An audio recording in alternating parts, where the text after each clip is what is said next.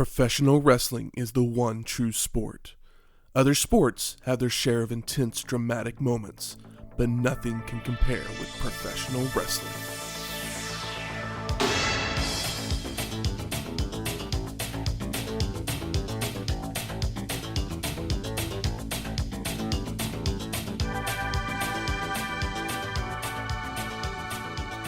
Welcome to Wrestling History X, where two friends get together and talk about the story behind the matches. I'm Matt. And I'm Michael. Welcome to episode 51, Starrcade 1990. Collision course. Who's colliding? A lot of people. I mean, a lot of tagging. A lot of tagging. A lot of tag teams that we've never seen before. Hopefully the finale colliding of with tag teams we have seen before. Black Scorpions colliding, hopefully, to his demise. Yeah. Mm-hmm. I hope so. Yeah. Starrcade is the 8th annual pay-per-view produced by the WCW under the NWA banner. The event would take place on December 16th, 1990 at the Kiel Auditorium in St. Louis, Missouri. This is our first Kiel?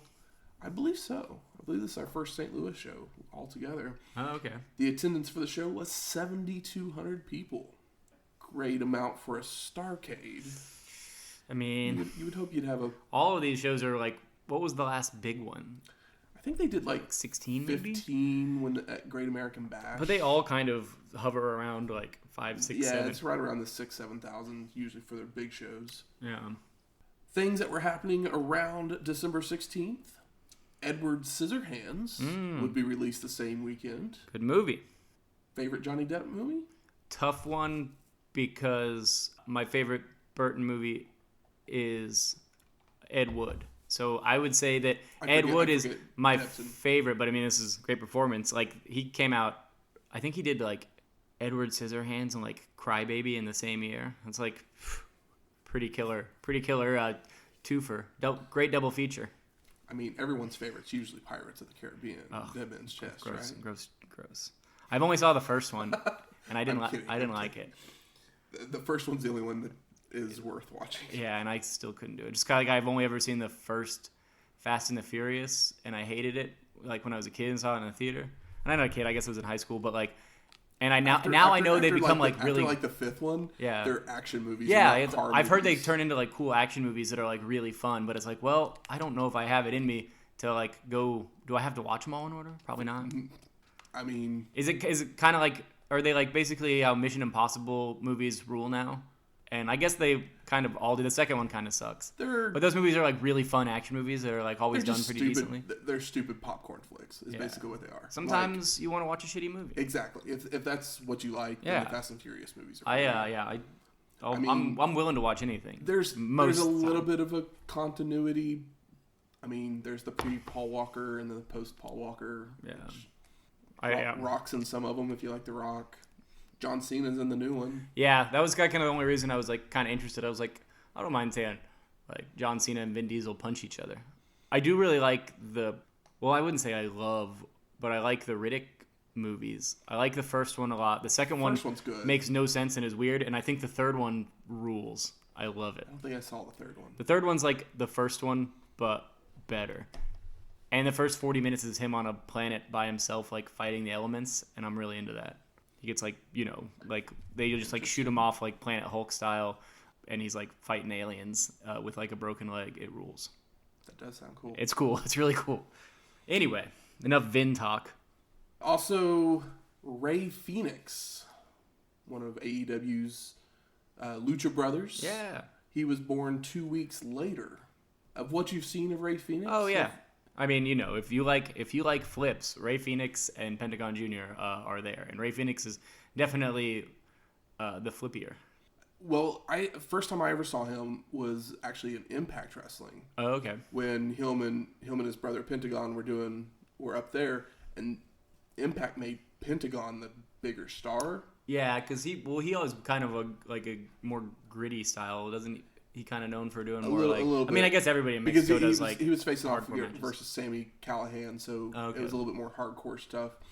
In watching AEW, and also Ray Phoenix has had a couple matches versus Kenny Omega in AAA. Oh yeah, there was one early this year, right? There's been one earlier this year. But yeah, I think no. one late. I last definitely year as well. was like, oh, Pentagon, he's the one. And then after seeing Ray Phoenix and him, I was like, oh well. Ray Phoenix is definitely the like, they're both extremely athletic. I'm not taking anything away from Pentagon Jr., but Ray Phoenix is a little more athletic. They're both very good, but he's also a little thin. Phoenix, he's also got a little less weight on him. Ray Phoenix is slightly bigger than Rey Mysterio, but he's a lot bigger than Rey Mysterio. I mean, he's taller, but like... Oh, you mean just like build-wise? Build-wise, they had the same kind of build for their size. Yeah. But that's... But Ray classic Rey Mysterio is what I feel like you get with Ray Phoenix. Yeah. And Rey Mysterio now is kind of what you get with Pentagon. They kind of have a similar build where they're like kind of, like agile, but like, stocky, like kind of wider. But if you've never seen any Ray Phoenix, you should definitely... Yeah, it's a good time. Look him up. I know he had a great match with Nick Jackson, actually on an AEW Dynamite. A singles match? A singles match. Oh, that's cool. I think it was early December is when they had that match, but... Yeah, that sounds fun. Is Nick the more high risk one? Yes. Yeah, he's the balding one, right? Yeah. Okay. Check out Ray Phoenix matches if you have never watched anything of his. Yeah. He's very, very good. But let's go ahead and get to the show. Uh-huh. We get pictures of wrestlers on Star Trek logos. Yeah, they fly in and they're it looks flying like, across the screen. It looks like stars and meteors. But it looks like the little Star Trek logo that they wear on the chest. Yeah, where it's kind of like a bubble version of an arrow. I thought that was pretty funny. I was like, this had to have been intentional. Until the logo comes on the screen. And then Jim Ross and Paul E. Dangerously welcome us to the show and run down the card. And they say we're going to have... lots of fireworks. They're starting to spend some money on these on this pyro. On the old pyro? Yeah. JR tells us that we're going to have the Pat O'Connor Memorial Tag Team Tournament on this show. Yeah, we figured all that out. The whole O'Connor thing. O'Connor Gate. Yeah, Pat O'Connor was a former NWA champion. We've talked about him in the Dusty Finish. Yeah. But I'm talking about the O'Connor roll. The O'Connor roll. We talk about that every week, it feels like. But he had just passed away a few weeks before this show, so that's why they decided to do this tournament in his memorial. That's cool. I wish the tournament had memorialized him better, a little strong. Yeah, with a little bit stronger. Not to get ahead of ourselves. I'm burying the lead. Then Gary Michael Capetta announces Sam Mushnick, who's accompanied by Missy Hyatt to the ring. Sam Mushnick is a former NWA president, and he's from St. Louis, so when he used to run shows, he was a big St. Louis guy. Mushnick welcomes everyone to St. Louis, and then Capetta tells us that the show is being beamed to our men and women overseas in Saudi Arabia, and then the national anthem is played. That is one thing that, like, NWA, WCW, JCP, what the real wrestlers do over here is honor history, whereas like WWF's like even now it's like they rename everybody, like don't ever talk about other people's pasts on their shows. Like it's just like they start, everything starts fresh over there, and over here they're like, oh, like let's tell you a little bit about Pat O'Connor. Let's have a memorial, exactly. Embrace the history of the NWA. But Vince is over there writing his own and still rewriting history to this day. So we're headed off to our first match. We got beautiful Bobby Eaton versus the Z-Man. And while each wrestler walks down, a screen comes on and shows their stats. Oh, yeah. So we get Starrcade stats for every person that comes to the ring. It's kind of cool. It's smart to let people know. I mean, obviously most people are getting if you're going to get a pay-per-view, it's like the kind of their WrestleMania, so it's like, oh, like you might want to check it out. You might be newer to the product, and doing this on a big show, it's kind of makes more sense. Basically, it was just kind of the tell of the tape kind of thing. Yeah, and it kind of gave a little blurb, like it tells us that this is Eaton's first pay-per-view in a one-on-one bout. I know, I was excited about that. And Z-Man is on a 35 bout winning streak. Jesus. Why the Z-Man? Why couldn't they just call him Tom Zink? Wouldn't you rather be called Z-Man? I don't know. Tom Zink's not a bad name. It's not. Probably not even his real name. It might be. I'm not sure. It's like that's one of those things where it's like, oh, he's Sting, but they call him the Stinger. It's like, oh, Tom Zink, but we call him the Z-Man. Or, yeah, Big Z. As everyone's getting ready, JR tells us that Ric Flair has had to pull out of the Horsemen's street fight with Doom because of injuries. What do you hurt? We'll learn more about it later. Okay. But this is where he first tells us to let's let us know. Light on the Flair this evening. And when he said it, I was all like, our first Starrcade without Ric Flair? Yeah. He is Mr. Starrcade. That's true. What are we ever going to do? Without him, I'm not sure. But the match gets going. We get a pair of shoulder tackles by Z-Man. He starts running the ropes, ducks a clothesline, goes to the corner, and jumps to the top rope, coming off with a crossbody. Then does another before hitting a body slam. That's a lot off the top. Paul E. lets us know why Eaton no longer has a tag team partner. It's because he started dating Yoko Ono. Yeah, it's like, damn, cold. I do love that Paul is here. Because I love Bob Caudle. But I don't love Bob Caudle. Like I appreciate Bob Caudle and what he did for wrestling, but it was like I can't have JR and Bob Caudle here. No. For too long. Otherwise it's just we need some color in that color commentary. All of the voices turn to like Charlie Brown. Like Charlie football. Burt Reynolds. Yes, football, Burt Reynolds, college education. Zink grabs a hammerlock, but Bobby backs him into the corner before popping him in the mouth. Eaton's running the ropes. Z-Man with the leapfrog and the drop toe hold takedown. Looks to work on the leg, but beautiful Bobby kicks him off into the ropes. But Z-Man bounces back into a monkey flip, landing to his feet, and delivers multiple drop kicks. Eaton would gain control with the right hand to send Z-Man out to the rampway. Tries to bring him back in with a vertical suplex, but Z-Man reverses to send beautiful Bobby onto the rampway, followed by a plancha. GIR lets us know that the vertical suplex was legal because Z-Man was on the apron and not inside the ring. Yeah. So he won't be disqualified for Eaton going over the top rope. Yeah, it kind of looks like a weird botch on that apron spot beforehand, but I was like, makes it look more real. JR also calls Paul E. a psycho ceramic. Yes, and Paul E., great here, fires back. And if you don't know what a psycho ceramic means, it's basically just a crackpot. Like, has crazy theories. It's like, a psycho, instead of psycho ceramic. Jesus. It took me back. I was like, not to a place, but just like took me aback where I was like, wait, what did I just hear? Like, what a bizarre pun. Exactly.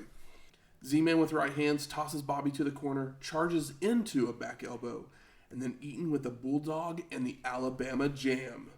Z-Man's crawling to the corner, so Bobby charges in with a Bronco Buster, but Zink is moved. Back body drop kick by Zink, but Eaton gets his foot on the ropes. Boom, boom, boom. Bobby's tossed to the ropes. Z-Man ducks his head, allowing Eaton to hit a swinging neck breaker and heads to the top rope. Beautiful Bobby comes off right into a super kick by Z-Man, who then goes to the top rope himself, but misses the missile drop kick. Hell yeah. And Eaton with an inside cradle gets the pin and the win. This is how you do the start of a show. This was a great opener. And you're building Bobby Eaton. I was like, as a singles guy? Yeah. And here's the thing. So, oddly enough, Zink had just defeated Arn Anderson for the TV title, but it wouldn't air until after the show. So yeah, but I did like that Bobby they were like Eaton would become a contender for the TV title because of this win. Yeah, I love that, and that they talk about Z's like winning streak, so that's cool. They're building Bobby Eaton up. It seemed like the guys like didn't have the most chemistry, but they probably hadn't, had a lot of singles matches together. You know what I mean? Yeah. Like Z and Pillman they might have done some circuits where it's, Pillman and Z-Man versus Midnights. But back when yeah, they were all but there. like a singles match is new for Eaton, so like it wasn't extremely smooth, but it was a wonderful first match. I agree. Totally great. Tony Schiavone's then on the stage with Dick the Bruiser. And Dick the Brusier is a WCW and Wrestling Observer newsletter and 2-time Professional Wrestling Hall of Famer. Tony tells us that Dick will be the special guest referee in the world title match. Because he's the champ of the cage match. Or so he says. And he doesn't take shit from anybody. Nah. He looks like he doesn't take shit from anybody. Exactly. That's for damn sure. He's a brick wall. Gary Capetta then announces the Parade of Nations with national flags to represent each team in the Pat O'Connor Memorial International Cup. And when we see a very large trophy brought down to the ring. I think they say that it's 7 feet tall or something like that. What are you going to even do with it? It's bigger than a Christmas tree. Some lovely ladies are bringing each flag out and kind of walking the rampway with those. And then JR and Paulie go over the bracket of the tournament, which leads us right to our second match of the night. Oh, you didn't want to detail the bracket? I'm kidding. It's very unnecessary.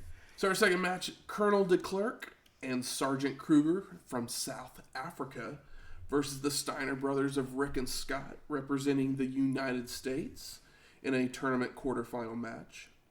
Colonel DeKlerk is actually better known as Rocco Rock, one half of Public Enemy, and he is a hardcore Hall of Famer. Oh, is that a Tommy Dreamer's Hall of Fame? ECW, baby. Yeah, but Tommy Dreamer's in charge, right? No, it's the 2300 arena. It's okay. What used to be called the ECW arena. Yeah. I got you. I know the 2300 arena, but I just figured it's doesn't Tommy Dreamer do the House of Hardcore and all that? But I figure he's the only person that's still holding the flag.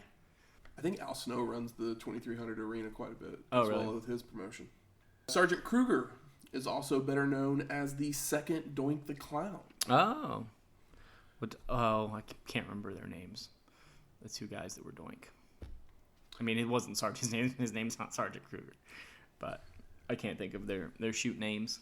The first one was named Matt Bourne. Yeah. He was on the first WrestleMania, but we haven't seen him since then. And then this guy, who was Sergeant Krueger, I can't remember what his name was, but he would be the second one after Bourne leaves the WWF.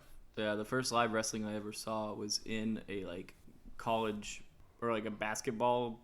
It was in a small college or high school or whatever. Yeah, and there was definitely Doink there, or somebody pretending to be Doink there. I don't think it was an official WWF thing, but I was a little kid. I was like, oh, this was weird. Might have been a real Doink.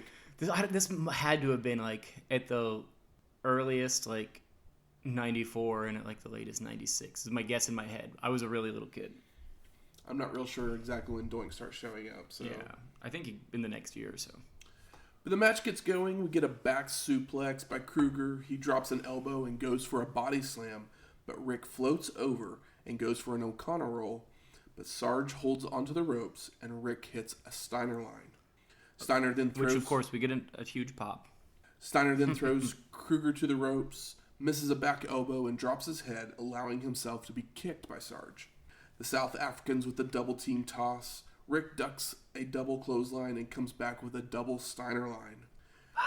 DeKlerk with a body slam hits a spinning savate kick to send Rick to the outside and does a somersault flip over the ropes, but Steiner no-sells it and just drops the Colonel onto the floor. I thought the no-sell was very disrespectful for something so cool. I was like, what? I kind of feel like he probably just didn't tell Rick what he was going to do. And yeah. So he comes flying over and Rick's just like... Unfortunately, that's kind of the vibe for a these matches. A lot of, I would say all of them. Because there's, everybody has, some kind of talent, but it feels like that they talked about it 10 minutes before they went out. 7 of the 8 teams feel like they have some talent. Oh, yeah. There's an obvious stinker.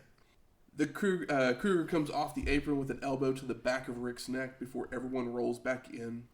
And then DeKlerk goes for a clothesline, but Rick ducks, tags in Scott, body slams both South Africans, hits a tilt-a-whirl on that Krueger, tilt-a-whirl. And then a Frankensteiner for the pin and the win. I definitely would not have lost money on this match if I were to be betting. There's only one match in this entire tournament that was kind of oh, I wonder who's going to win it. Yeah. And it's our very next match. Oh, okay. All right. The third match of our evening. Mm-hmm. Chris Adams, Gentleman Chris Adams, for for those that know him better that way. Yeah. And Norman Smiley, whom people might remember from late WCW. They're representing Great Britain versus Konan and Rey Mysterio Sr. Representing Mexico. But it says Rey Mystic on the screen. I think maybe they were like, oh well, like CMLL is gonna sue us. Well, I think it was Mystico. Yeah, is what they wrote, but JR was saying Mysterio. Yeah. I just remember seeing like it written down. I was like, oh okay. And Konan looks amazing. Is the Konan that we all know and love from WCW, but he is a Wrestling Observer Newsletter Hall of Famer. That's it? Out of these 4 guys, he is the only one that's in a Hall of Fame. Oh man, which I found completely shocking. It's crazy how incredible Konan looks early in his career, and it's just like, well, probably still really strong, but like he looks crazy. He's crazy cut. So the Mexicans get Smiley in a double overhead wrist lock, which he flips out of and into Japanese arm drags, but then runs into a double clothesline. The Mexicans have Norman on his head about to do a wishbone when Adams comes into the ring, jumps over Smiley, and ducks under a double clothesline, and the British hit stereo drop kicks to send the Mexicans to the rampway. Hell yeah. Back in the ring, Adams reverses a Mysterio Irish whip, hitting a knee to the gut and a super kick to send Ray to the floor. And just so you know, Gentleman Chris Adams is kind of the guy who came up with the super kick. Is he? Yeah. It's basically one of the things he's known for, along with training many. But when was he that? Because we see super kicks. We've seen super kicks, but he's kind of the guy that does that made it a thing. Yeah, as a finisher, basically. Yeah, okay. Because we see it. It's like savate kick, or whatever. But we haven't really seen the super kick as we all know it today, and have maybe see it a little too much these days. But we still love it. Super kick party. Konan in with a springboard arm drag on Smiley, leapfrogs a charging Norman and runs to the opposite corner, leaps up, but Smiley catches his legs. So Konan turns it into a head scissor takedown. Love it. I love a spot like that. Konan with an Irish whip, but ducks his head, allowing Norman to hit a fisherman's suplex. Also, love a fisherman's suplex. Not enough of those. Right hands traded before Konan tries to take Smiley over with a backslide, but can't quite get him over until Mysterio comes in with a drop kick to help. But Adams is there to break up the pin. Also love that whole thing.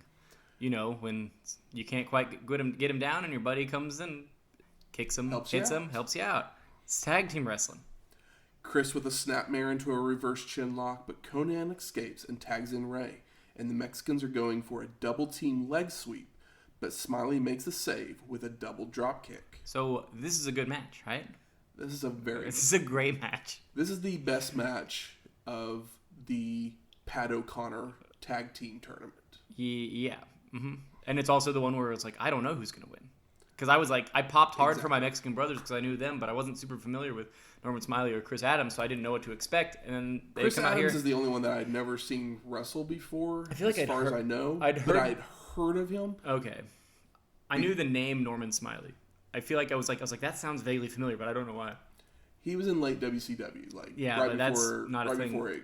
That's not a thing that I would even would register for me. I don't think. Mysterio then charges in at Norman, who moves and sends Ray through the ropes, hitting the ring steps on his way out.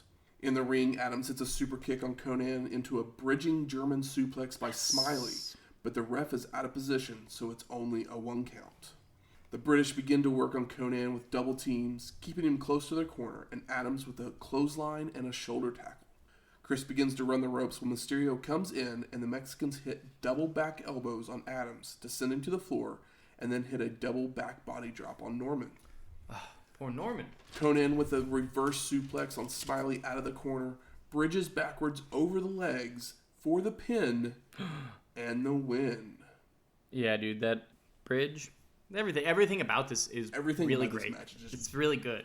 So much lucha stuff going on in this match, and Norman and Chris Adams can hang, and they have like the answers for it. They can participate in some of it. It's like oh, maybe they're the British team, right?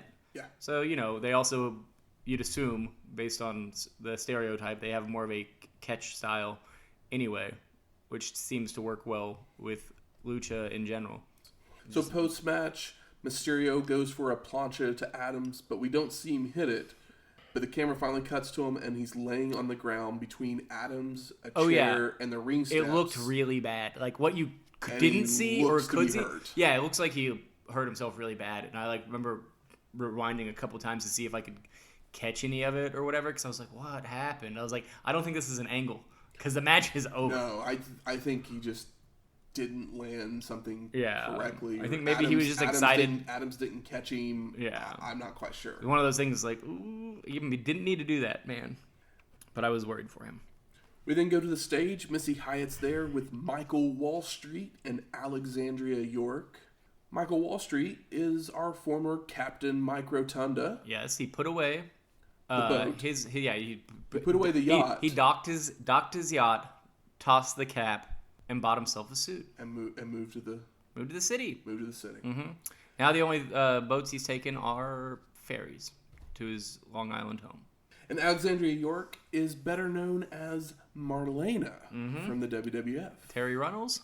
And we have to mention that she is looking very... She looks real cute with her glasses on and her computer, and she has super hot teacher vibes. Yes.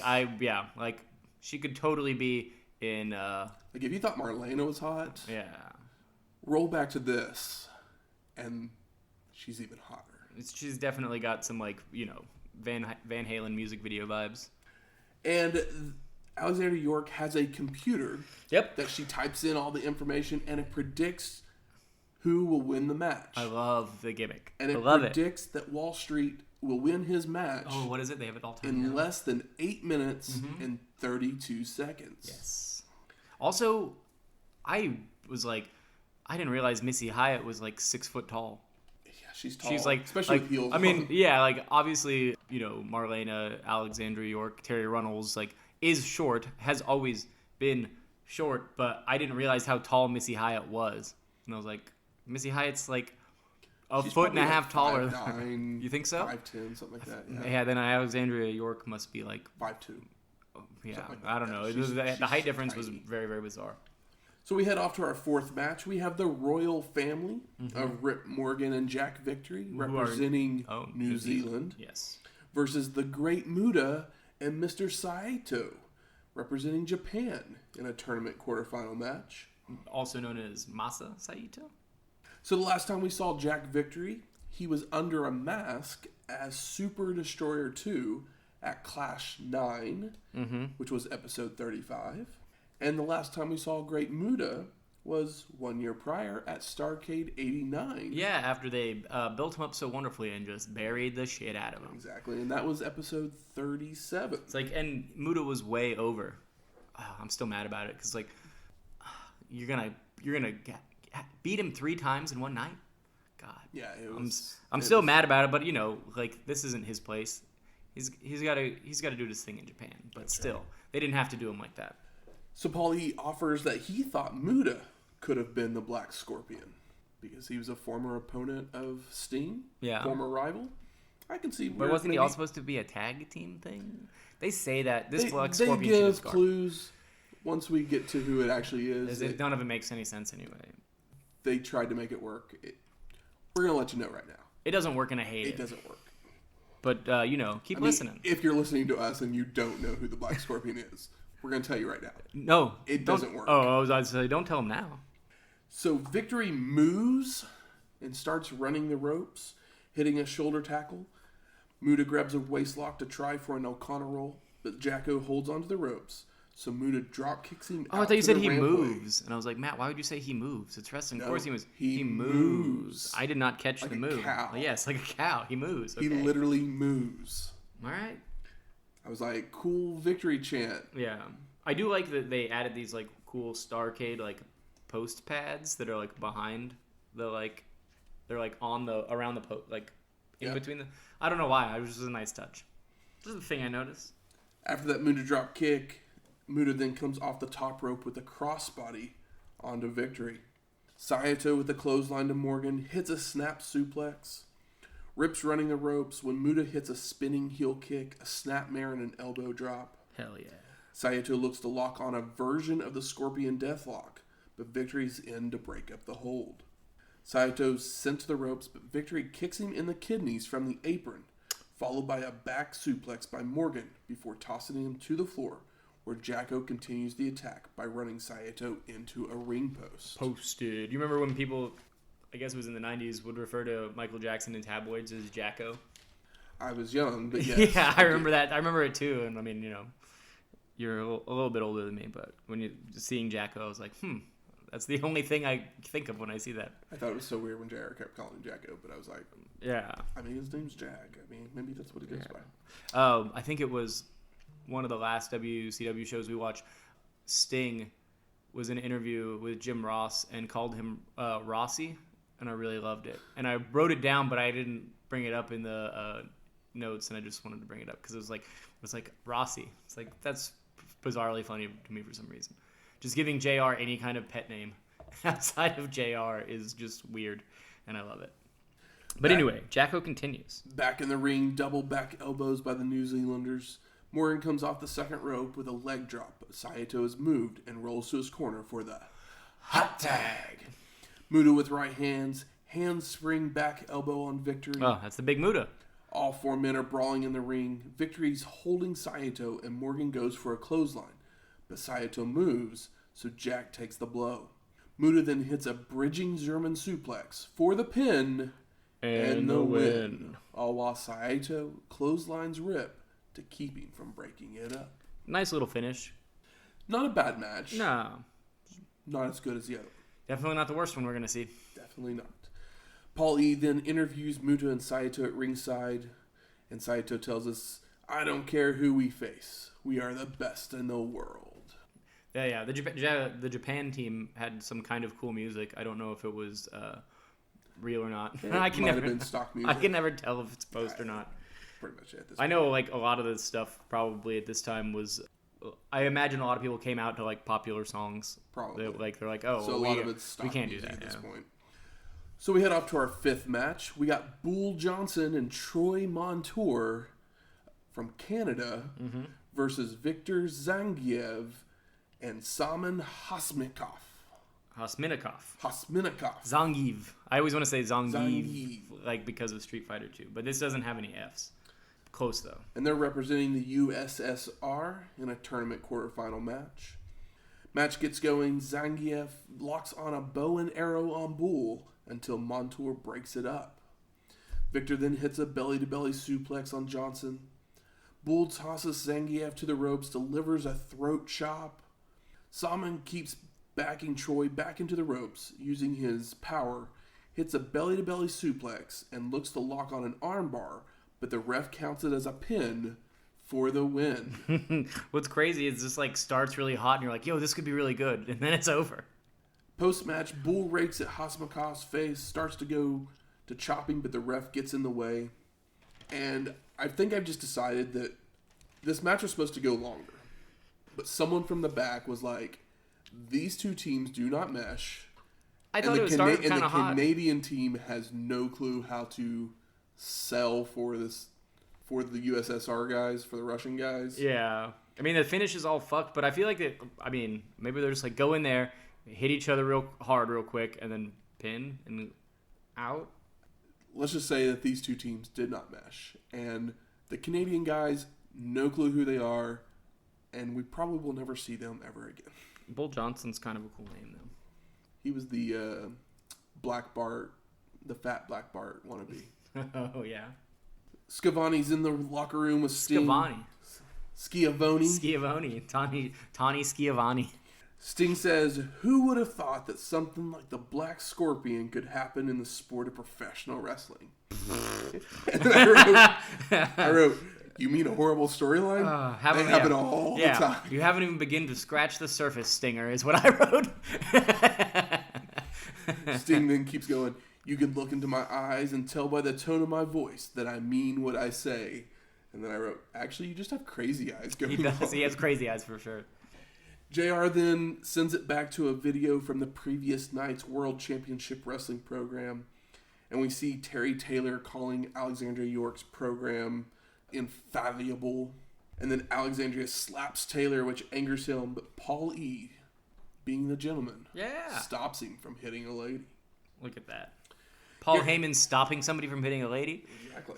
That doesn't happen later in his career. Gary Capetta then announces a guest ring announcer, which is Mickey Garagiola, who's has a more famous brother of Joe Garagiola, a St. Louis Cardinal baseball player. Okay. But I believe Mickey helped promote wrestling in the St. Louis area. Once again, NWA, WCW, embracing the history. Mm-hmm. I like it. Yeah, totally. I'd rather know more than less. So we head off to that sixth match. Unless it's about football. I'm just kidding. I like to know the football stuff. I just don't need to get it spammed all the time. But I guess, he's doing his job, but like he's also like, I think that he doesn't like wrestling. He only likes football. He just got paid really well doing wrestling. It's possible. He's been doing it for long enough. Knock on his door and find out. Yeah, we can find him, I'm sure. Sixth match, Terry Taylor versus Michael Wallstreet with Alexandria York. And their stats tell us that Taylor is ranked 8th in the world, and Wallstreet is ranked 7th. So we got us a ranked match here. Stay in the top 10. And this is the first wrestler to use computers for his matches. So who's Leona Helmsley?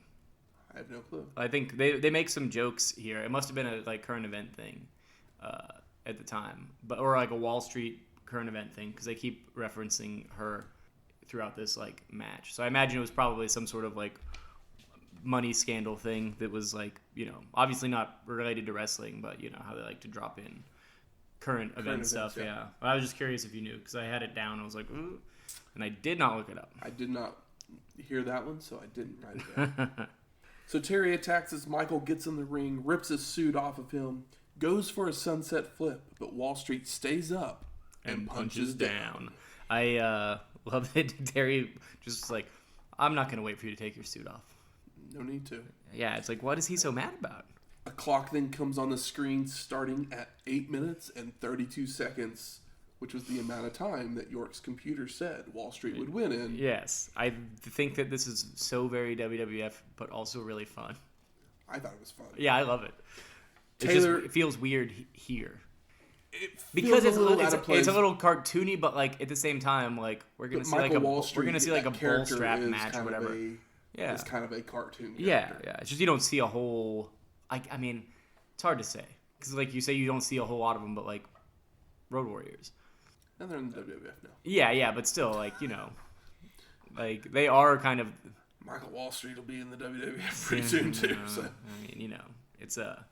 Taylor with an inside cradle for a 2 count, crossbody drop kick, but Michael rolls out to the floor to regroup.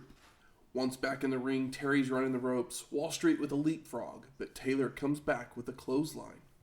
York is over in the corner inputting all the data on her computer, which doesn't even look like it's on. It's also just a giant calculator. While Michael starts working arm locks. Terry starts firing back, goes for another crossbody, but Wallstreet catches him with a backbreaker, a vertical suplex, goes for an elbow drop, but Taylor moves. Michael fires back with a clothesline, jumping leg drop for a 2 count. Wallstreet locks on the ab stretch, grabbing the ropes for leverage. JR and Paul start arguing over if leverage is illegal, so JR says Dangerously would go to Disney World, get on the monorail, and yell, "I'm Bernie Getz." Yeah, rough joke. I was like, okay. Do you know who Bernie Getz is? Yeah, he's the guy that killed the people on the subway. The subway vigilante. Yeah, the movie Death Wish. Also, the Joker that came out last year is definitely has a Bernie Getz type scene. It's all right. I just started laughing. I was yeah, the Disneyland. It's what a rough way to bring this in. It's you're sending him to Disneyland. The ref finally catches Michael holding onto the ropes and makes him break the hold. Taylor is tossed to the ropes and Wallstreet attempts a drop kick, but Terry holds onto the ropes. Back elbow, back body drop, jawbreaker, body slam, knee drop by Taylor for a 2 count. Atomic drop, back suplex. Terry hits the 5-arm, but Michael gets his foot on the rope. The 5-arm. It's a 4-arm. What a name. Yeah, I know. I saw it.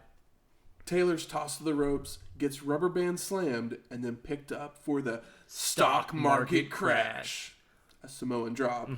For the pin and the win. And he beat his time. He had 1:41 left on the clock. Did you catch JR talking shit on our favorite manager? He said that she needed plastic surgery to get her nose lowered. Because, she says snooty. How dare you, JR? I know. How dare you? An ad for Wrestle War 91 is shown. You see Michael Hayes in an Uncle Sam outfit, and he wants you at Wrestle War 91. That was fun. A steel cage is being built as War Games will be there, and Sting says, "Dismissed." That was way hokey. Sting, yeah. Something about Sting with like an army hat on is just bizarre, and I don't like it. So we're off to our 7th match: the Motor City Madman and Big Cat versus the Skyscrapers of Sid Vicious and Dangerous Danny Spivey. Where they been? I mean, we know Sid's been around, but Sid's been around. Danny showed up at the last show. Did he? Yeah, he was gone for a while, but. So the story behind this match... And here there's no, original manager. They are not with Teddy Long. No Tedward Long. So the story behind this match was that after Sid had lost the title match versus Sting, he had a match at Clash of the Champions 13. And Vicious was attacked by Big Cat after his match. So they both recruited partners so they could have this tag team bout. Instead of a singles match. So what's up with Big Cat? What about him? Yeah, who the hell is Big Cat? He's Big Cat. Yeah. I don't know. I'm just curious. Seeing if you had anything on Big Cat. He never made a huge impact on the world of wrestling. I mean, He'll be other characters soon enough. Yeah. Let's just say that. Mm-hmm. Everybody's brawling in the ring as the bell rings. Spivey tosses Madman to the rampway. The Skyscrapers with a double team back body drop. Oh no, it wasn't because one of them forgot which move they were doing. Oh, it wasn't because of that? So they toss him to the ropes again, and this time they hit the double back body drop. Oh, okay. Yeah, Spivey totally forgot what he was doing, and so, they had to do it twice. Skyscrapers Irish whip Madman to the corner. A double team Irish whip of Sid splashing onto the Motor City Madman, followed by a clothesline by Dangerous Danny. Mm-hmm. The Skyscrapers then pick the Madman up for a double team powerbomb. That happens. For the pin. And the win. They won, yes. Moving on. Paul E. then interviews the Skyscrapers at ringside. Dangerous says this is a one-time only thing for them. But they pick Dangerously up so he's eye to eye with them. And Spivey says, we decide what we want to do, when we want to do it, and how we want to do it. But this would be the only time that they would reunite. Okay, cool. Because Vicious just goes back to being a horseman. And Spivey actually moves on to other things. He is a singles match, I believe. He does at Wrestle War. So we are headed off to our 8th match of Tommy Wildfire Rich and Ricky Morton with Robert Gibson versus the fabulous Freebirds of Michael P.S. Hayes, Jimmy Jam Garvin with Little Richard Marley. Little Richard Marley. Sure. Little Richard Marley. Freebirds are still wearing their Confederate flag capes and face paint. Of course they are. We got Freebirds suck chants starting up. Yeah, those are always fun and quick. Quick to happen. Match gets going and Garvin running the ropes, a leapfrog by Morton and hip tosses to both Freebirds. Ricky with a drop kick to Garvin, Rich with a drop kick to Hayes, Morton with a drop kick to Marley, who's climbed up onto the apron. After the Freebirds regroup, Hayes is in with a kick and chops, but is then Irish whipped and given an atomic drop by Ricky before being thrown to the floor. Morton attempts to ram PS into the ring post, but Hayes blocks and starts laughing at Ricky, but Gibson hits him with a right hand that allows Morton to slam PS's head into the ring post. Posted.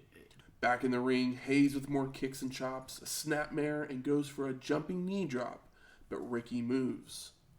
Rich jumps in the ring to take down Garvin, and the Freebirds are in stereo figure fours, but Jimmy Jam breaks the eyes of Morton to break both holds. That's the best way to get out of the figure four, right? I think so. I think so too. At least out of stereo figure fours. Yeah, I love it when, that's always great. It's like, oh, that guy just got the other guy. Rich with a hip toss of Garvin and slingshots Marley into the ring, starts giving him a spanking, which brings in Hayes, who gets punched around by Ricky. PS is tossed to the ropes, ducks a Rich clothesline, and turns to hit a quick left jab to knock Tommy down. Hayes looks to go for the DDT, but Rich reverses it into a back body drop. Morton with a running knee lift on Garvin, a double noggin knocker on the Freebirds, but Jimmy Jam pokes Ricky in the eye, picks him up for a body slam, but Morton floats over, goes for an O'Connor roll, but the ref is distracted trying to get Rich out of the ring, allowing Hayes to hit a bulldog on Ricky. Tommy then jumps in to brawl with Garvin, Hayes with knee drops on the leg of Ricky. Marley climbs to the top rope, but Gibson hits Little Richard with his crutch to knock him off right into Jimmy Jam, who had Rich ready for the DDT. I was like, what is Marley doing going to the top? That is not a very, heel manager, crony thing to do. It's going to help. It's a weird way to help. That's all I'm saying. I was caught off guard by it, that's all. Garvin then begins choking Marley, angry at him, which allows Morton to come from behind to roll him up for the pin and the win. So post-match, Hayes with a quick left jab and starts attacking Little Richard. They hit a double-team DDT on him. Rich and Morton then come back running into the ring to help clear it, but that leaves Gibson all alone on the stage. The Freebirds hit a double-team clothesline on Robert to leave him laying before they run back to the locker room. Freebirds suck.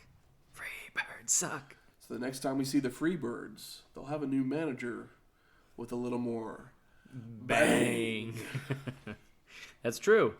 Tony's on the stage with Stan Hansen, and Hansen's still being disgusting. Oh, so gross. Tells us that a Texas Lariat match is basically a strap match. Yeah.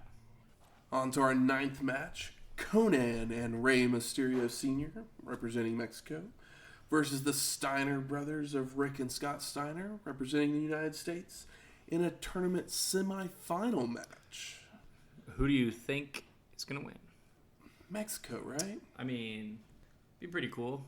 They're pretty big guys, right? Let's find out. Konan applies an inverted Indian deathlock on Rick to start, but Steiner powers out. Scott with a power slam of Konan puts him on his shoulders, and Rick comes off the top rope for the bulldog. Hefty maneuver. Mysterio and Scott work some mat wrestling until Scott powers out with a fallaway slam. Ray's then running the ropes, goes for a hurricanrana, but Rick catches him to deliver a powerbomb for the pin and the win. Can you say someone was hurt? And they were like, because these guys could have had probably a cool match and all that. It was funny. I'm so used to Rick being the workhorse, and then Scott coming in for the hot tag and it's getting usually the the pin. other way around. Scott's usually the one that gets worked over facing peril, and then they tag in Rick. Well, yeah, but that kind of swaps. I feel like around now, right? No, they usually do Rick with the hot tag, and then Scott hits the Frankensteiner out of nowhere. Well, maybe it's from the next show where I felt like that. But also I've noticed that maybe 1991 or 90, into 91 is the year of the Bulldog.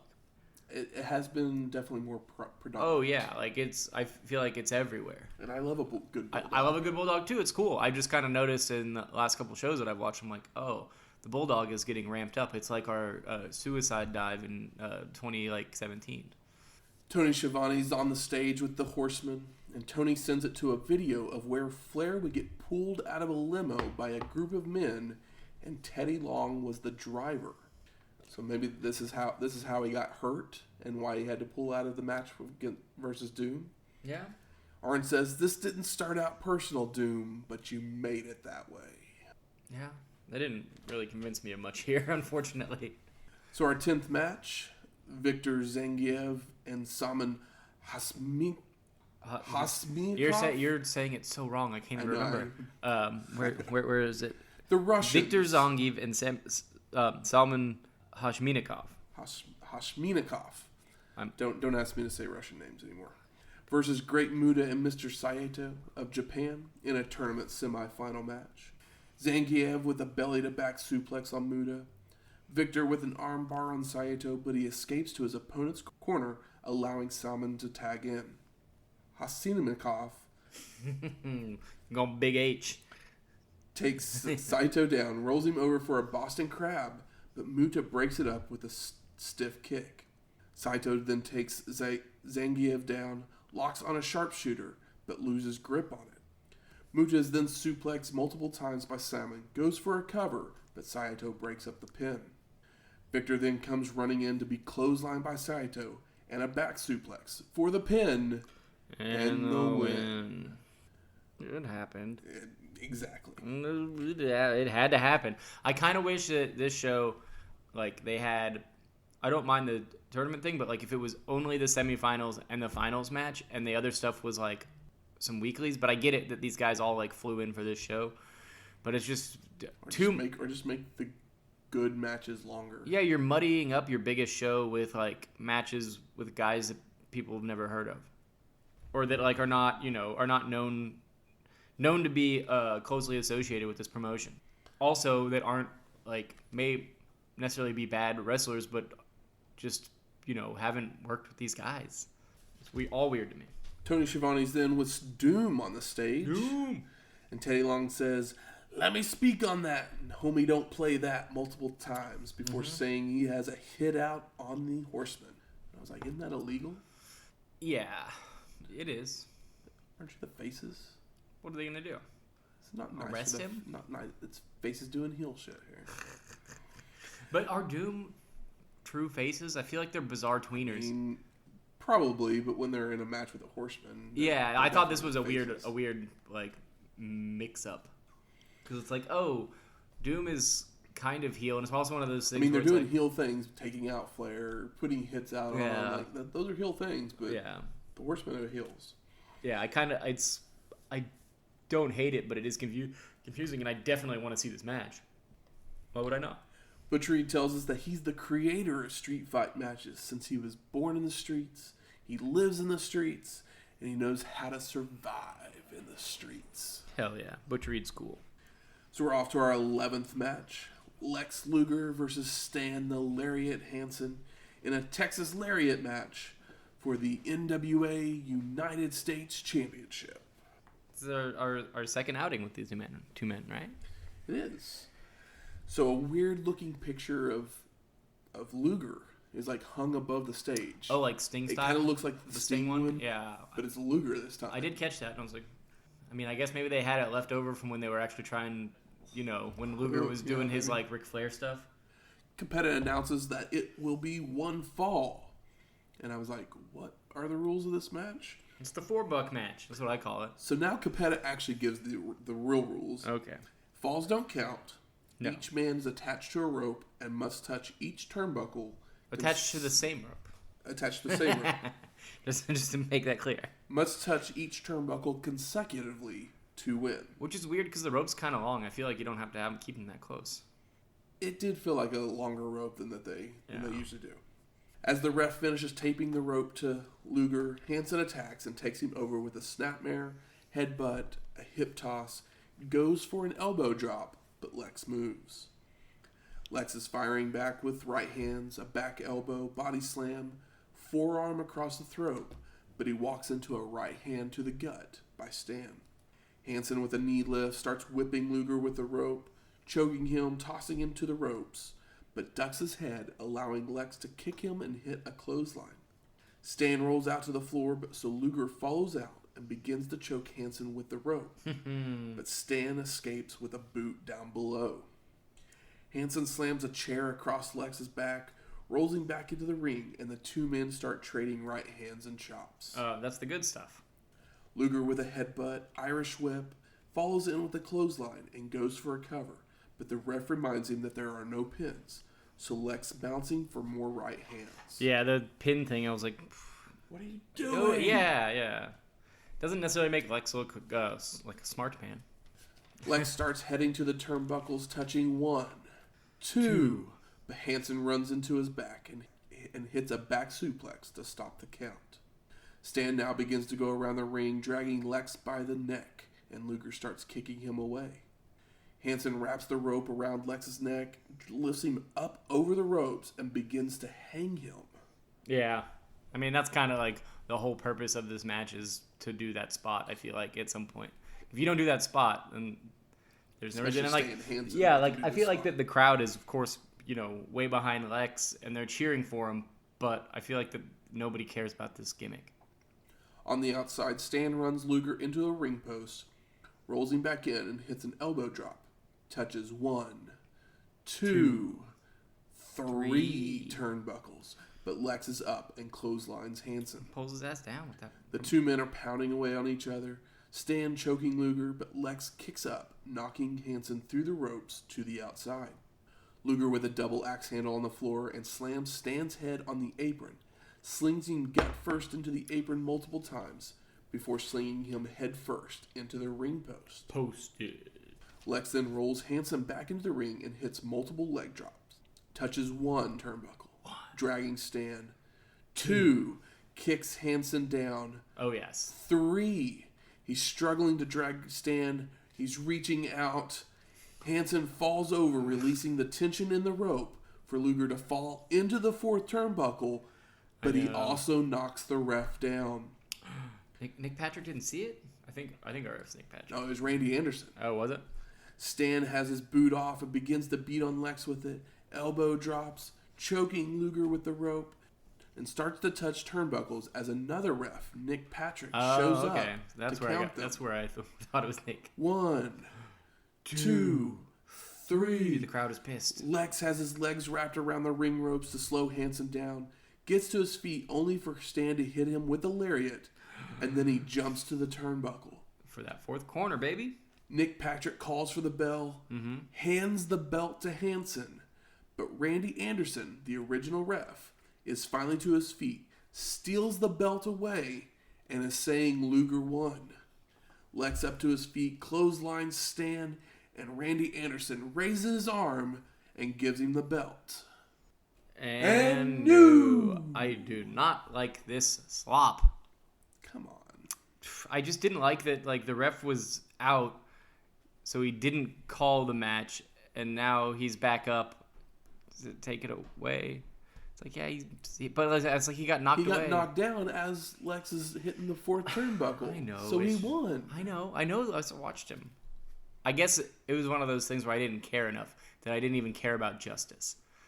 How do you not care about justice, man? I don't know. I do, but I didn't hear. And I wish I did. Not terrible.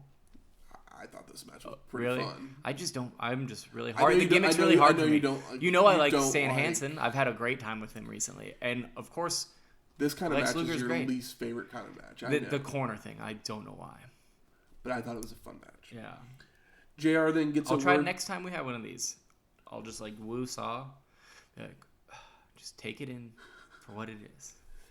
JR gets a word with Luger at ringside, and Lex says, "This feud isn't over. It's just beginning." This is the year of the Hansen Luger trilogy. It might be.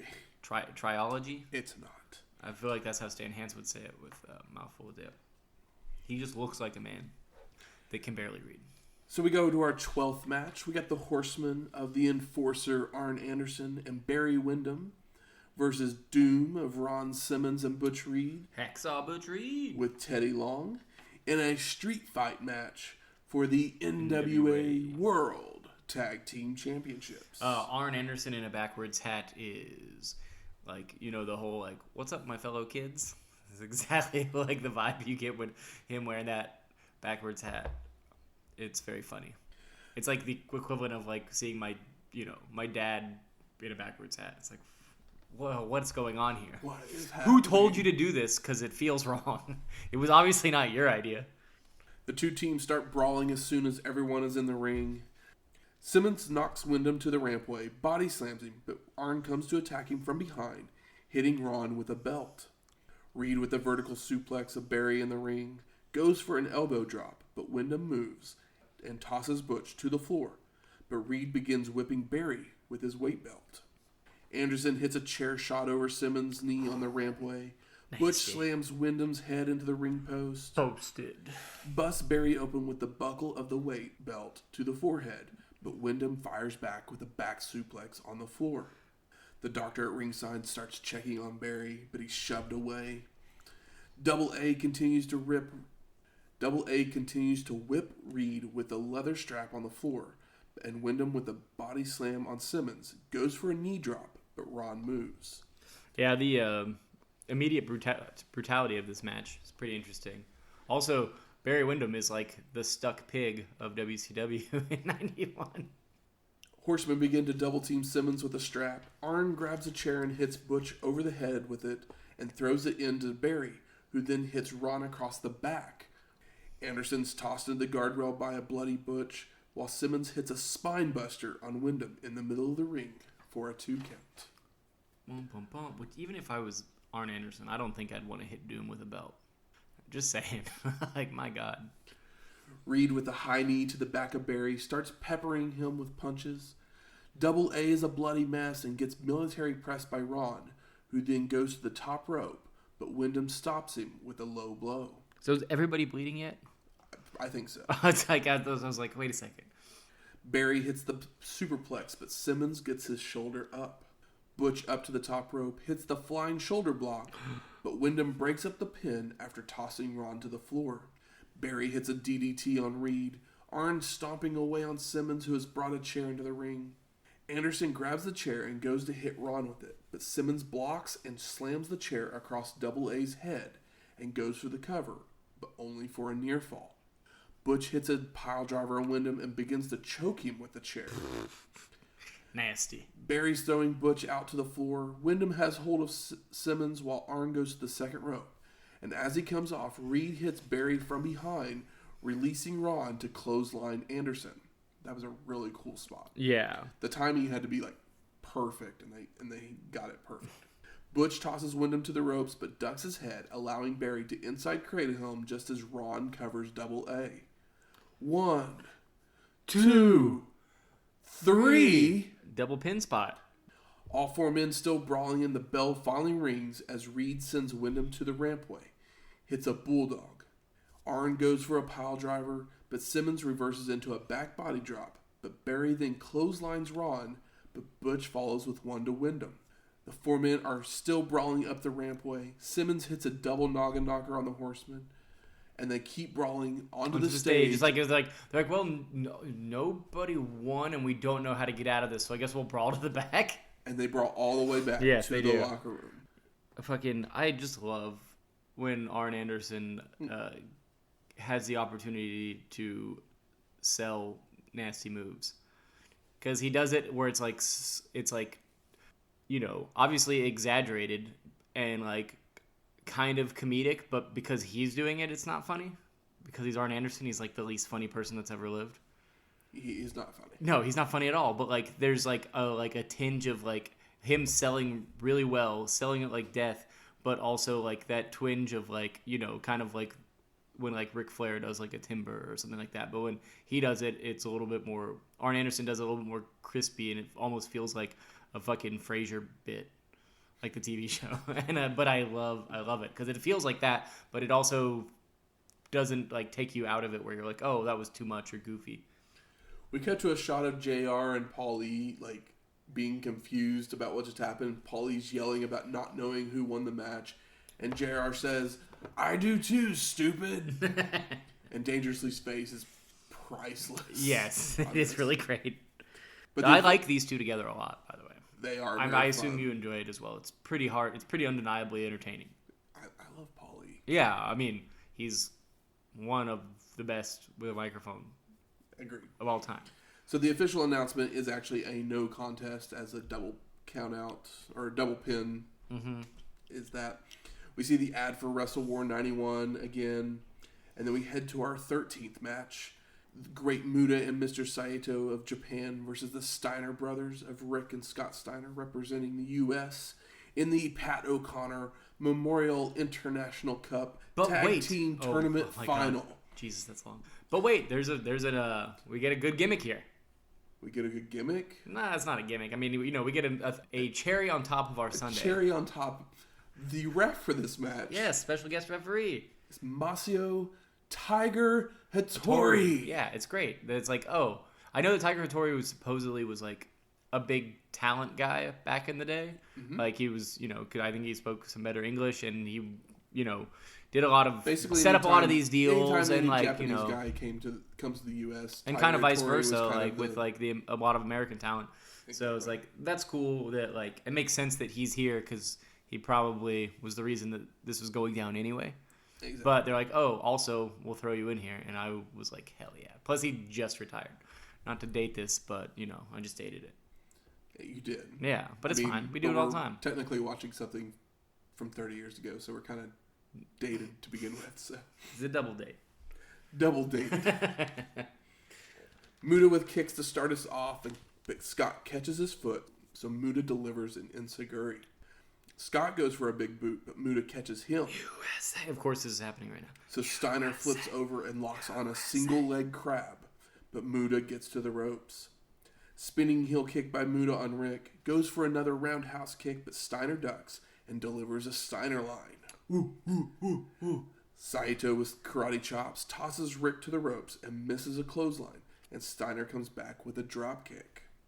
Rick with a Steiner line on Saito. Muta jumps to the top rope, but Steiner shakes the ropes to crotch him. Oh, I don't like that. Too early for a crotch. Once Muta makes it back to the apron, he checks his junk to make sure it's still there. That was very, very, very, very funny. He's like shaking his junk, like and then he even does opens his pants, pulls it out and looks down. It was very funny, and the crowd loved it. I loved it as well because it was like comedic, but it's also like, what do you do when that just happens to you in real life? Like if I was climbing a fence and I fell, I would fall to the floor. I would stand up and I would check myself to make sure I was, not bleeding. Muta with shoulder blocks to Scott, Irish whip, followed by a handspring back elbow. Goes for a second one. Love the handspring back elbow. But Steiner gets a boot up and hits a belly-to-belly suplex. Goes for the cover, but Saito breaks it up. Scott and Saito trading blows until Steiner hits a back elbow. Saito hits a back suplex on Rick. Steiner tossed to the ropes, but the two men run into each other for the double KO. Muta with a snap elbow drop, tosses Rick to the floor, where Saito runs him into the ring post so hard it knocks Steiner's headgear off. The headgear kind of never comes off. It doesn't. Yeah, and he's the only guy that ever wears it, but he's been doing it. He just did it for so long. It feels like I just keep doing it because he's the collegiate wrestler guy. Muta's out to the floor and grabs the ring bell, hitting Rick over the head with it, and a clothesline on the floor. Back in the ring, the Japanese are working over Rick with chokes, elbows to the arms, stomps, single sledges to the back. Muta tosses Steiner to the ropes, but misses a clothesline and is taken down by a Rick Steiner line. Rick makes his way to the corner for the hot tag. I guess maybe this time Rick was the guy. Maybe I only remember when Rick does it. This show, Rick was the one making the tag. Yeah. But usually it's Scott. I guess either way, it doesn't matter because they're both awesome. Scott with the back body drop, a tiger driver on Muta, goes for the cover, but Saito breaks it up again. And you know why this is good? Because I'm pretty sure that Scott and Rick spent some time in Japan. That's why he's doing tiger drivers out here. Muta with chokes, rams Scott's head into the turnbuckle. Saito with a chop, back suplex, more chokes, but Rick runs in to break it up, which allows the Japanese to hit a spike pile driver on Scott. That should be it, right? Muta with a spinning heel kick on Rick to send him to the floor, and Saito rams Scott's head on multiple turnbuckles. Saito then tosses Scott to the ropes and locks a sleeper on him when Rick comes off the top rope with a sunset flip for the pin and the win. The finishing part was cool. Yes. But a little unnecessary. What, the sunset?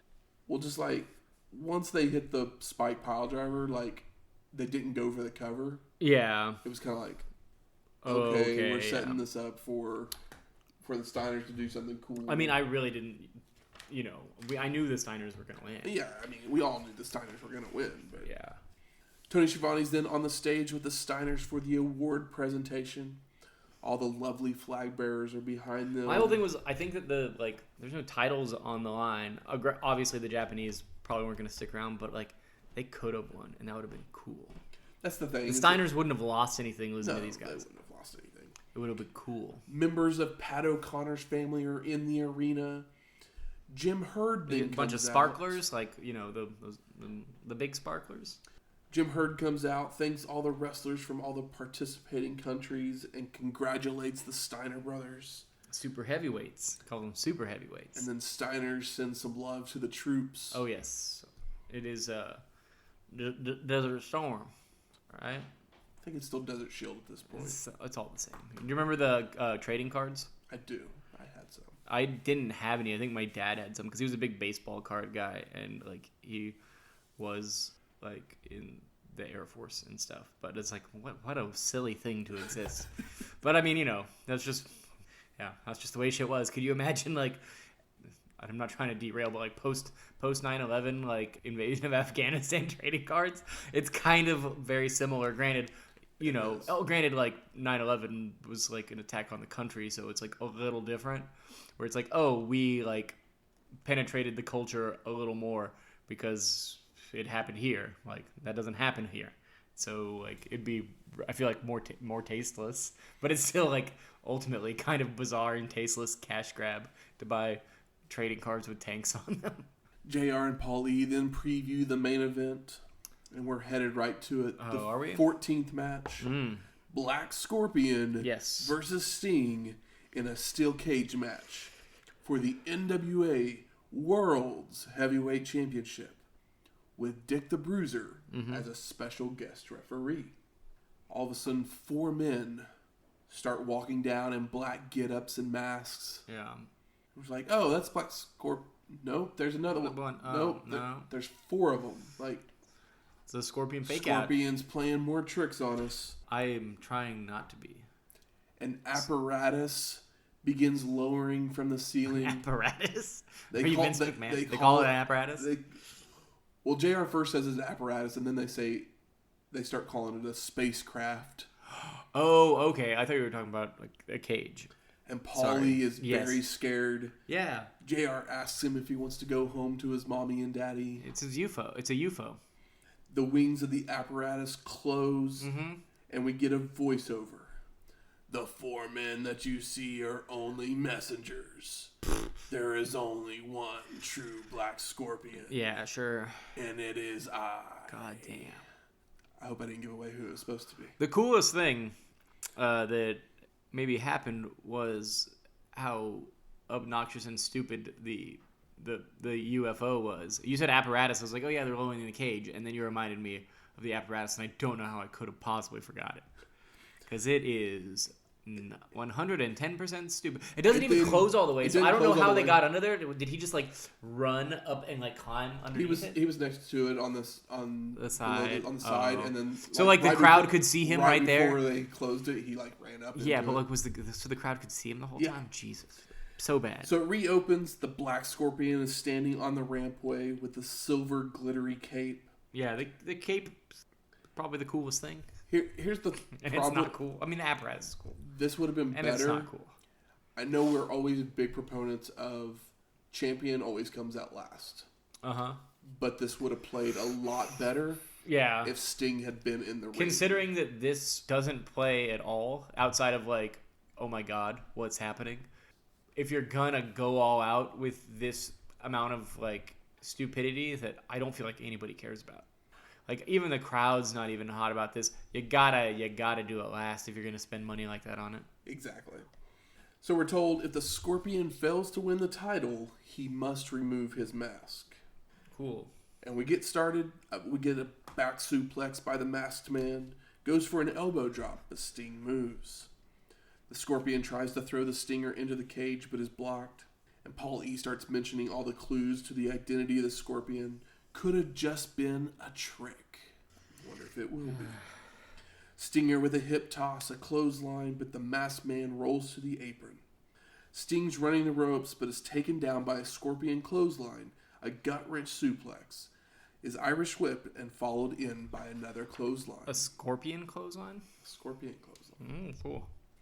The Masked Man locks on a head scissors submission, hits a back elbow, and locks on a chin lock, putting his feet on the ropes for leverage. I've seen that move before somewhere. I mean, it's pretty normal to, for a heel to use leverage. That's true. Yeah. But the Bruiser sees it immediately to break the hold. Oh, the Bruiser is lumbering around the ring. It feels like his knees are Make not... more noise than the ring itself. Yeah, exactly. Because he does not move around very well. I still love everything about him and his big face and his, stupid striped shirt.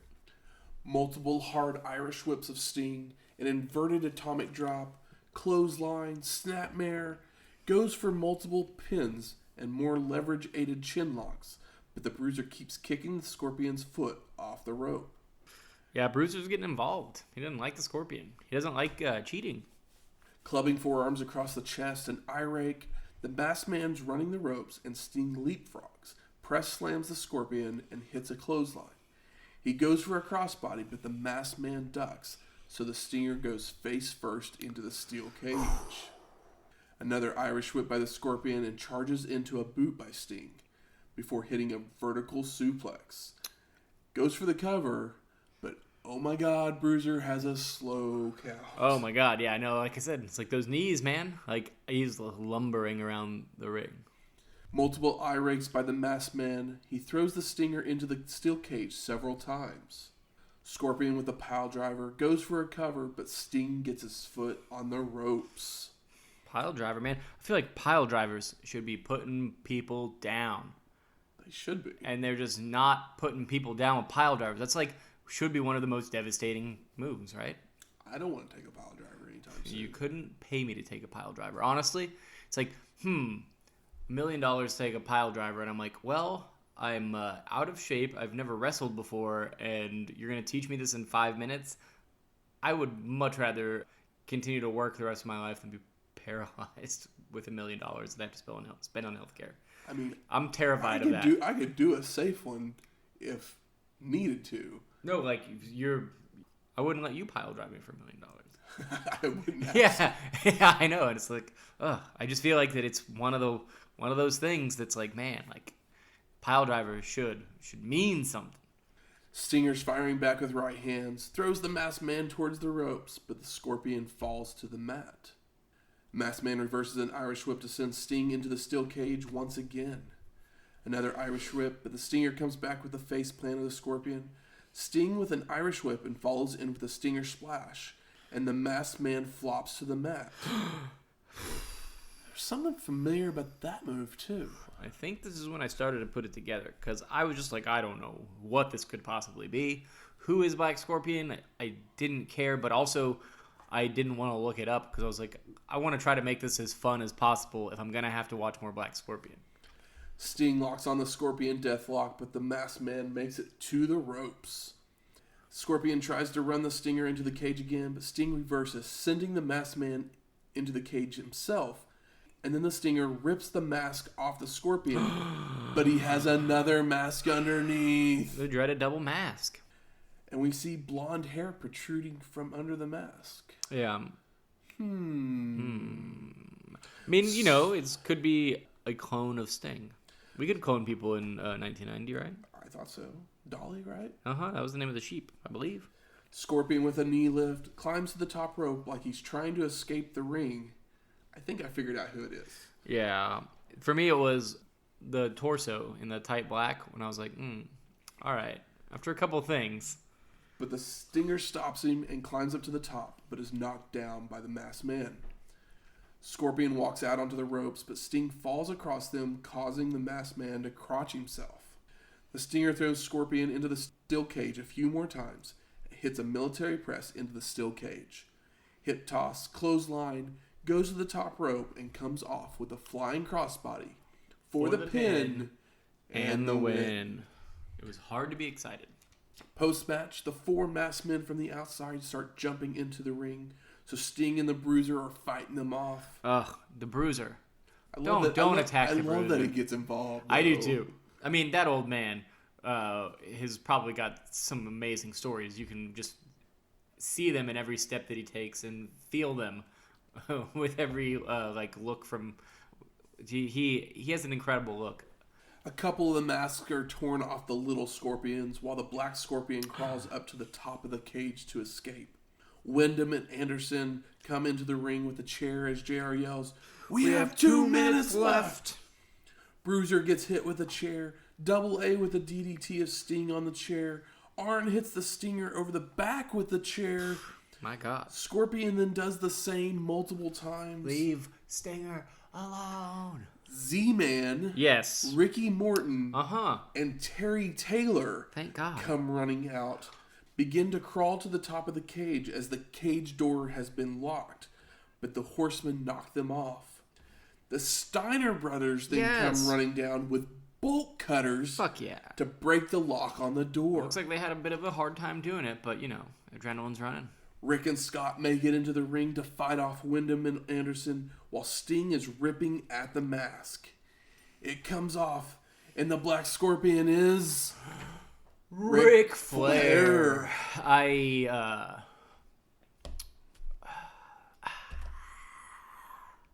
You know what would have been better? Ric Flair versus Sting in a steel cage. Yes. Okay, I'll continue on. Sorry. All the Horsemen escape back up the rampway. And that was the end of the show. Okay. Because they're like, we have 2 minutes left. And they're like, we need to, because they keep selling. Like, we have to know who the Scorpion is. JR says his goodbyes as an ad to order. The Starrcade 90 T-shirt comes across the screen. Oh, I don't think I caught that. And a happy holidays message. Celebrate, right? So a few notes. I'm ready for anything you got, because I don't have a whole lot to say about this, even though I should. Ole Anderson would be fired as the booker after this show. Do you think that was warranted? Yes. No, I think so too. Continue. The 2 little scorpions that we see get unmasked, one of them was actually Colonel DeKlerk, who we had saw earlier in the show. Yeah. And the other was a guy named Dave Shelton. He was better known as the Angel of Death. And he actually played the Scorpion during house shows. Oh, okay. That's a really good Slayer song. Angel of Death. So, what I've been able to find is that the WCW wanted to get the Ultimate Warrior. They thought they had Warrior money? They thought that they could get Warrior, who was the champion in WWF. I know, I'm aware. To leave and come... So Ole Anderson is an insane person, is what you're telling me? I guess. It makes no sense. No, it's bizarre. It's super dumb. You know what I think might be the best thing that happened in this match? Which is something that never really happens anymore, and I find frustrating. The entrance? The fact that when Sting, they finally we're starting to beat down Sting. It's like, Sting doesn't have a tag team partner. He's not part of a clique or whatever. But the faces still come out to stop him from getting beat up. And I think that that's crazy sometimes, like, in the middle of a show, where someone's getting beat down and, like, no faces come out to fucking help. Or no refs come out. But at least here, it's like, yeah, well, it was a cage match. The ref's in there, and he's fighting back. But, like... I know, Dick the Bruisier's helping. The faces come out to try to do something, and it always bothers me when somebody's like, even if they're like have a clique or a tag team, and like nobody comes out, and it's like, so everyone, like, how can I care about anybody if even they're like fellow employees and fellow like workers that like don't even give a shit about them. So I did appreciate that, because it's one thing that kind of bothers me in like current wrestling. So I like that. I did like that Ric Flair tried really hard not to work Ric Flair as Ric Flair. Yes, like there's just it was the selling. But it was on the other hand, it also made it for a pretty dull match. Yes, it made for a fucking bummer ass match. But like that's why I said, you know what would have been better? A Ric Flair versus. You know what they should have done for this Starrcade? Just completely forgot the Black Scorpion. Just do Ric Flair Sting. Exactly. Because then we could have got a banger of a match. We know that's going to be good. So, Michael Temple, what are your overall thoughts of Starrcade 1990? Fucking sucks. You did not like this show. I don't like the show. I don't like the tag tournament because there's too many mediocre matches on a Starrcade. I don't like Black Scorpion because there's a fucking mediocre to there's a bad headlining match. Don't like the strap match. So the tag team match or the Doom Horseman match is the only match you like? No, I like Z-Man. I like Z-Man and Eaton a lot, and I like that. I like the kind of like it was the Doom 4 Horsemen was fun. There was a couple of moments in the tag tournament that were good, but overall it was just fucking bloated time-wise for a show where it's like you should be getting people over, and nobody gets over. There's 7 tournament matches. Bobby Eaton caught over, but you forgot about it after watching a million tags. You don't even know the names. And I would literally say 2 of the matches are worth watching of the 7 of the tournament matches. I would say this is definitely... You're giving this one a pass. This is like the worst Starrcade. I would agree. With that. Right? It's probably the worst Starrcade. Like, there's been Starrcades where there's like a lot of matches that don't matter or whatever, but like there's always at least like at least 89 wasn't amazing, but at least it was the matches were decent. What was 89's? That was the tournaments that they did, the round robin tournaments. And Muta lost 3 times. Oh, yeah. Still more fun because I got to see some Muta. And I could be mad about something that I cared about. You got to see Muta as many times this time. But I was at least mad about something I cared about. Whereas here, it's like twice here. So. I couldn't even get mad about the tag tournament because like it was tags that nobody's aware of. That's true. At least Muta was over at 89. There was Muta signs. He was getting cheers. People were about it. And then they sent him back to Japan. Which, he was going to do that anyway. I think I liked this show a little bit more than you did. Yeah, I think so. But you know what? But I think because I did like the Lariat match. Yeah. Better than I want to like it. I just could not. But this show did fly by. Because we had some quicker stuff. A lot of times we'll get... A lot of quicker matches. In WCW... I mean, there was 14 matches on the show. So everything kind of had to be quick, snappy and quick. So. Which I do appreciate because a lot of the times we'll get...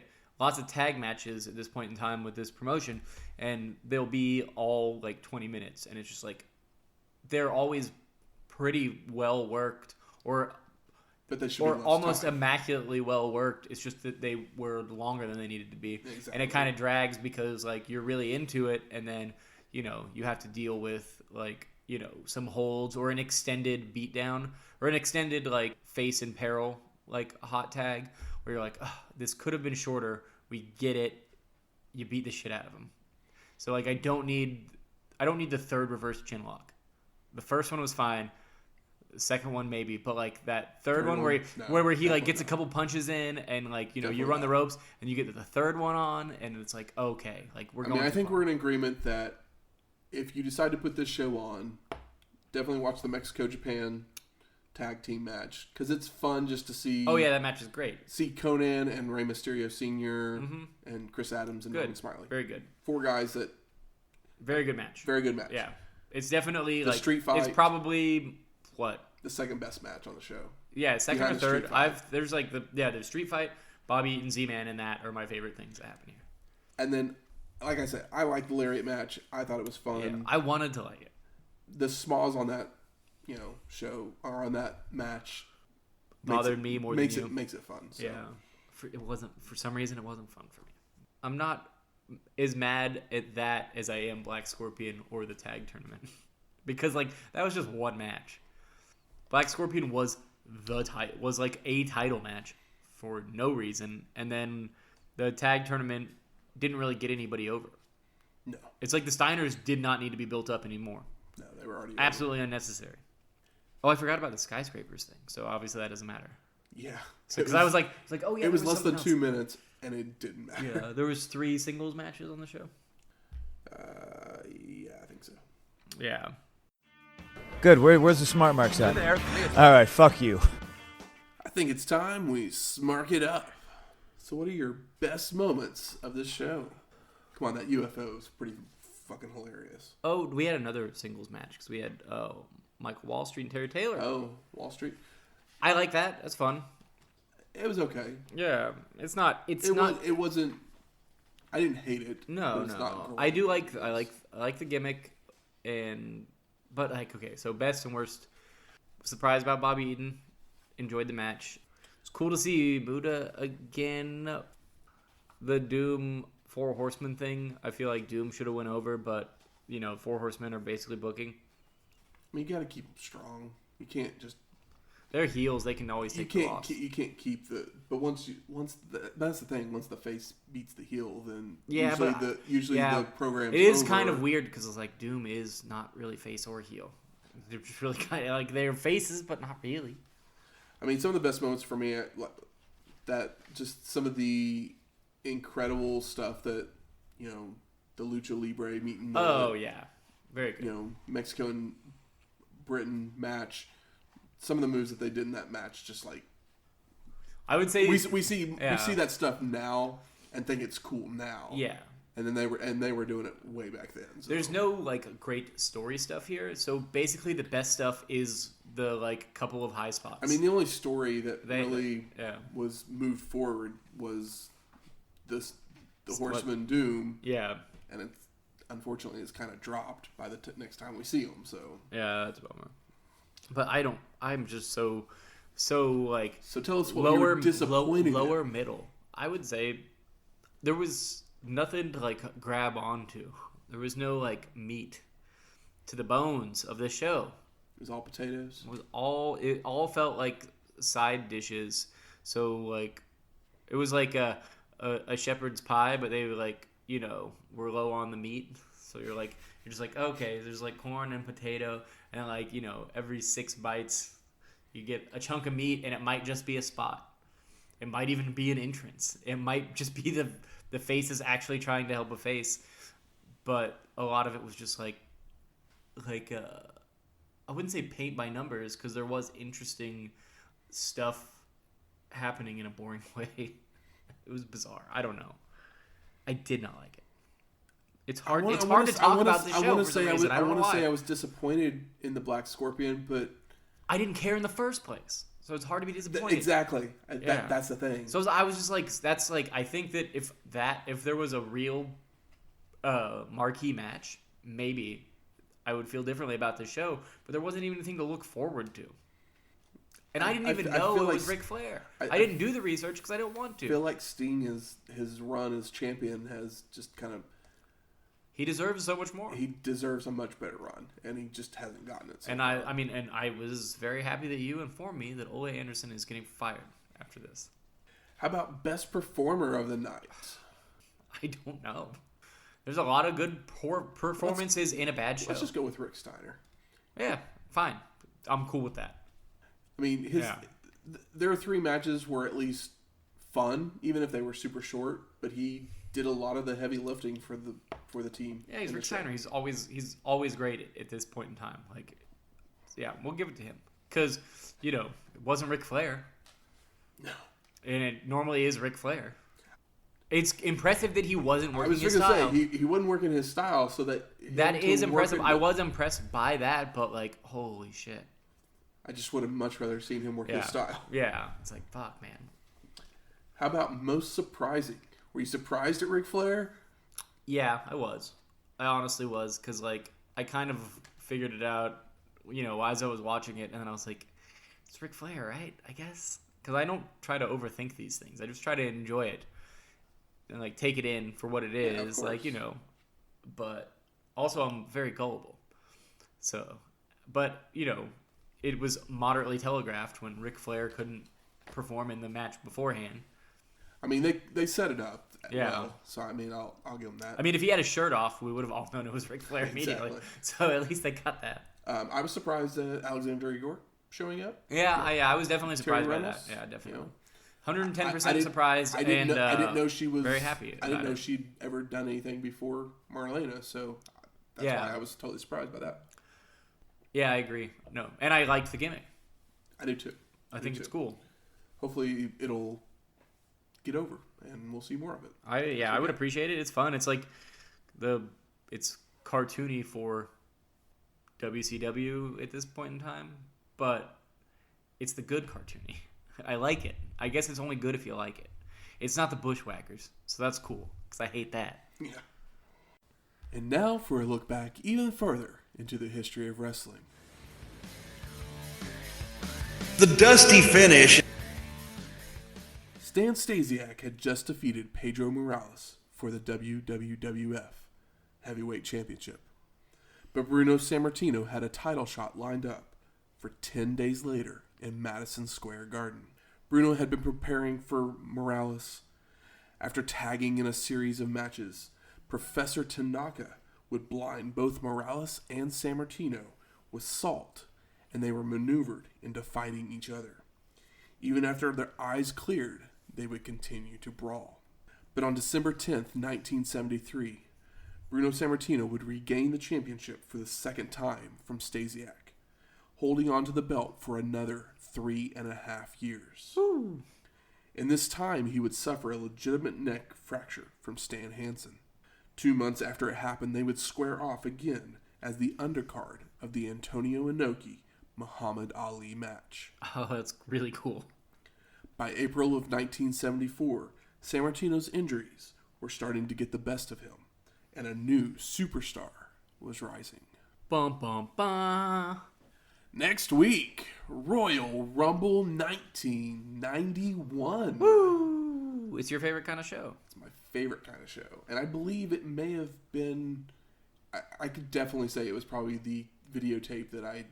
Watched the most? I watched the most, because I remember really? The box... Yeah, I know the art that's on the network. Really, I remember that. I know that logo, because that's like the most famous Royal Rumble logo. Yeah, where it's like the gold, and then like the Rumble is in like the like gray like rock thing. Mm-hmm. Very good logo. And the purple, it's like gold, purple, and like gray. So the music from this week's show is the theme from Starrcade 90, and Sting still has the belt, so we'll play his theme music, Turbocharged. Turbo. If you like us, or you want to let other people know about us, please go out there and rate and review us on iTunes, Stitcher, Google Play, or wherever you find your podcasts at.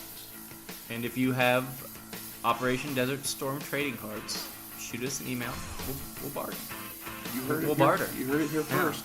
And you can I'm looking to finish my collection. You can email us at wrestlinghistoryx@gmail.com, or you can tweet at us on Twitter at WrestlingHistoX. That's wrestling HISTOX. We'll talk to you next week.